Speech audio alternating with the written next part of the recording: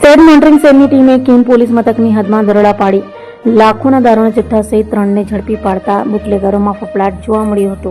ગુજરાતમાં દારૂબંધીના બુટલેગરો ધજાગરા ઉડાડી રહ્યા હોય તેમ લાગી રહ્યું છે. ત્યારે સ્ટેટ મોનિટરિંગ સેલની ટીમે બાતમીના આધારે કિમ પોલીસ મથકની હદમાં સારથી ટ્વિસ્ટર એકાઉન્ટ 8 મુન્ના એજન્સી પાછળથી ટ્રકોમાં લેવાયેલા 19,86,000થી વધુનો દારૂનો જથ્થો ઝડપી પાડ્યો હતો. પોલીસે 19,88,000થી વધુનો દારૂનો જથ્થો, 4 વાહનો, મોબાઈલ અને રોકડ 30,000 મળી 55,38,000થી વધુની મત્તા સાથે ઉમેશ અલીસમદી, સદ્દામ, ઇબ્રાહિમ શેખ અને વિકાસને ઝડપી પાડ્યા હતા. જ્યારે ચિરાગ, મેહુલ પટેલ, દશરથ અલીસ, દાસુ, બાબુભાઈ, અનિલ, ઇમરાન અલીસ મરગી, લાલુ, હરીશ, સંતોષ, મંજૂર સહિતનાઓને વોન્ટેડ જાહેર કર્યા હતા.